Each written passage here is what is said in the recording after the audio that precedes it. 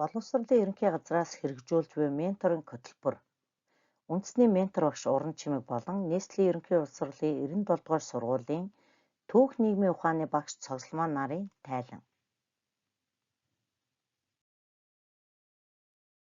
Менторын хөтөлбөр хэрэгжүүлснээр хүсэлт төрүүлсэн Баянзүрх дүүргийн ерөнхий боловсролын 97 дугаар сургуулийн 3 багшаас бие үүний хийдгүү асуулга авч тус сургуулийн түүх нийгмийн ухааны багш Цогцломоог хамтран ажиллах ментигээр сонгов.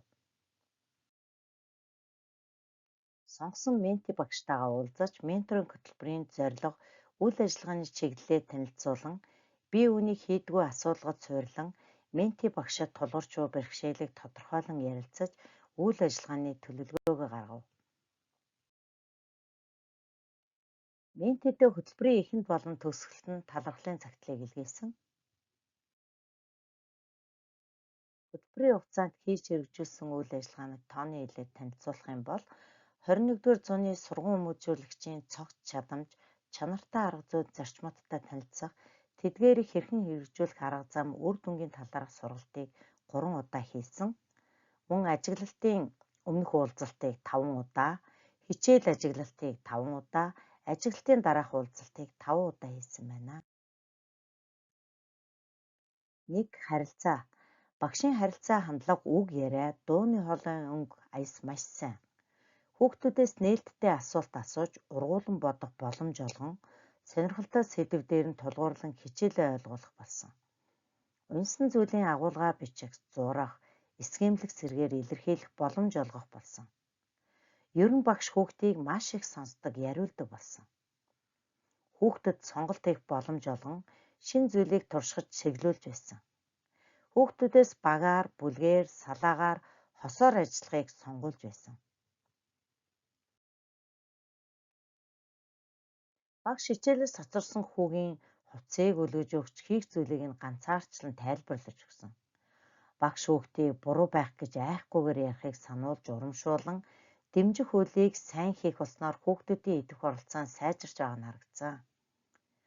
Гэрийн даалгаврыг сонголтоо өгдөг болсон. Зурж болно, эсвэл зохион бичиж болно. Сурагчид сурах чигээс уншсан мэдээлэлээ хажуугийн хүүхдэд ярьж өгч харилцан бие биенээ үнэлж байгаа нь ажиглагдсан. Бусад багийн суралцагчдыг анхааралтай сонсохын эхний удаад багш сануулж байсан бол дараагийн хичээлүүдэд хүүхдүүд бие биедээ шаардлага тавьдаг болсон. Эхний хичээлд самбарт гарах хүүхэд олдохгүй байсан бол 3-4 дахь удаагийн хичээлээс хүүхдүүд чөлөөтэй ярих болсон. 2. Гэр бүл олон нийтийн оролцооны талаар. Хөтөлбөрийн хугацаанд эцэг эхийнхээ дэмжлэг санаачлагаар өөрийн ангийг тогтчулсан. Даасан ангийн сурагчдыг жүжиг, кино хоёроос сонголт хийлгэн, тэдний саналыг үндэслэн хамт олноороо жүжиг үзсэн.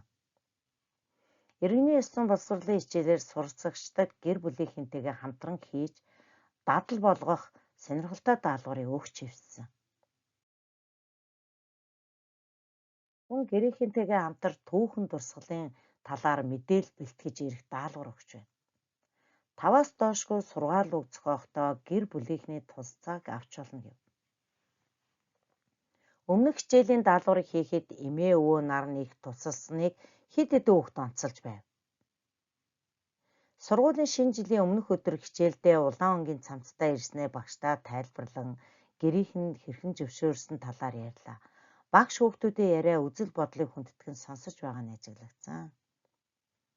Facebook группээр эцэг эхтэй хүүхдийн талаар мэдээлэл оруулдагаас гадна эцэг эхчүүд нь хүүхэд хөгжүүлэх чиглэлээр баг болон хоорондоо мэдээлэл солилцдог болсон. 3. Тэгш хамруулах, ялгаатай байдал, ардчлалын үнэлц зүйлс. Сул хараатай охинд хичээл бүр дээр тусад нь томоор хэвлэн тарааж материал өгдөг нь ажиглагдсан. Багш суралцагчдын төвшин тохирсон тарааж материал бэлтгэн сонголтоо ажиллуулж байгаа нь харагдсан. Иргэний ёслон боловсролын хичээлээр дамжуулан тухайн гэр бүлийн онцлог, үнэт зүйлс, мэдлэг хүндлэх ёс, шашин, соёлын онцлогийг суралцагчдаар яриулж, харилцан суралцахад нь чиглүүлж буй хичээл бүрээс ажиглагдах болсон. 4. Төлөвлөлт үнэлгээний талаар.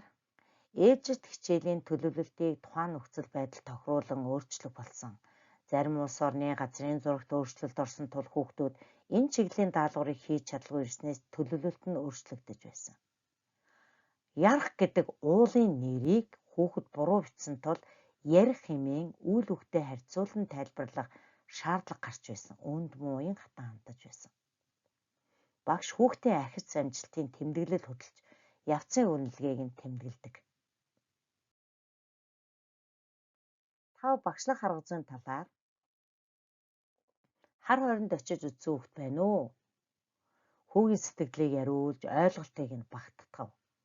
Хүүхдүүд газар тариалан, мал аж ахуй, гар урлал, хэрхэн үүссэн талаар таамаг дэвшүүлэн мэтгэлзээд дараанд баримт их сурвалж уншин нотлон өгүүлсэн ярихт нь сайн суралцаж байсан. Морь яахаараа Украинд үүссэн юм бол хэмээн эргэлзсэн хүн үнэхээр бүтээлч байгаа нь ажиглагдсан. Хүүхдүүд маш сонирхолтой сургаал үгийг иргэний ёс зүйн боловсрол хичээлээрээ зохиосон. Багш үг үйл бүхнээрээ хүүхдүүдийн сайн, сайхан, тэгш байдал, үнэт зүйлийг нь дэмнэдэг. Идэвхтэй сургалтын аргуудыг хичээл бүртээ туршин хэрэгжүүлж хэвшиж байна. Шинэ ойлголтыг хүүхдүүдийн өмнөх ойлголт, мэдлэг, туршлагатай холбонд зааж хэвссэн. Хүүхэд өөрийн зорилго хийсэн зүйлээ эргэцүүлэн бодоход чиглүүлэх үйлүүдийг хийж шивссэн. Сургалтын орчны талаар. Хичээл дээр хүүхэд өөрийн үзэл бодлоо чөлөөтэй илэрхийлэх уур амьсгалыг бүрдүүлж чаддаг болсон. Хүүхэд сурч хөгжихийн төлөө эрсдэлтэй алхам хийхийг ямагт дэмждэг. Хүүхэд ямар багт орж ажиллах, багтаа ямар үүрэг гүйцэтгэх зэргийг сонгох боломжийг байнга олгодог болсон. Багшийн хөгжлийн талаар. Боловсролын хамтын ажиллагаа нийгэмлэгийн парламентын боловсрол хөтөлбөрт хамрагдан сургалтандаа хэрэгжүүлж байгаа. Сургуулийнхаа 6 дугаар анги удирдсан багш нарын үеийн ахлагчаар ажилладаг. Дүүрэг нийслэлийн багш нарын ур чадварын уралдаанд амжилттай оролцсон ийм үр дүнгуудыг гаргасан.